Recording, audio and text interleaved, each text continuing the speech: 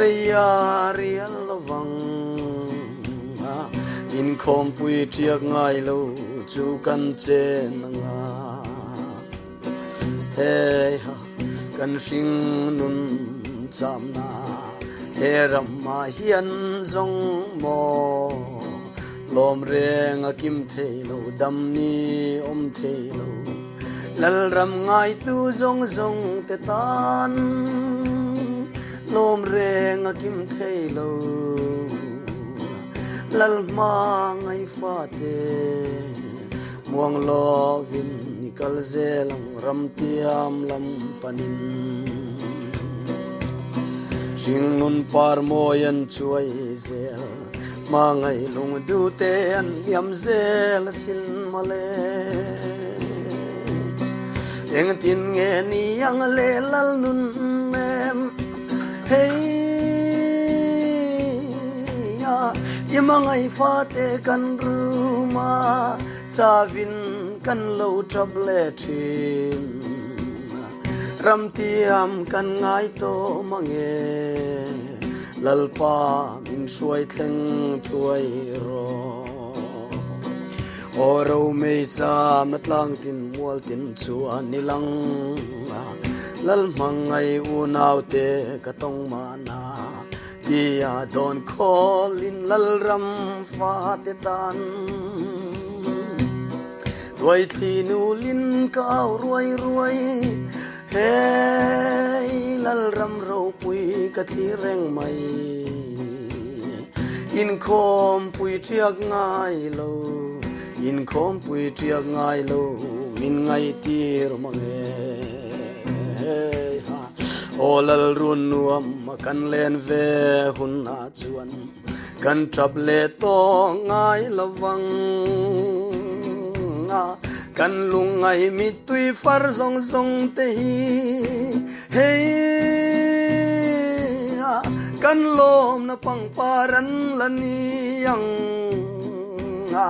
o lal ramma kan chuai to ngai long o avaru pui don em lung du chen na reng om to ngai lawang hey the wide and too far over I go by to the long that's by you will speak you I come to my long there merry go he kovel mi tenan don thiam love kanun na zayon lal ramdan an don thiam love lal ma ngai fa te kal zel mai yang le tu na zong chen ni kol yeng le thin rau tha khua mun na tal leng za seng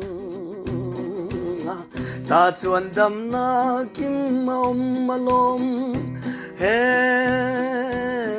lal ramma chuan dam na kim om lal ram ngai hi kan dam na le kan chol na ber ni he kovel ro rel tu le an thil ti the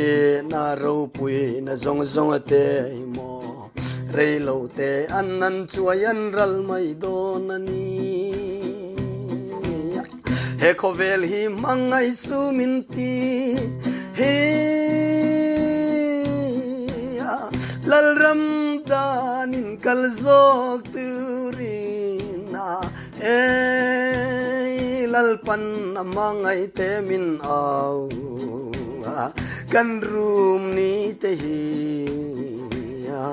are to long are to don love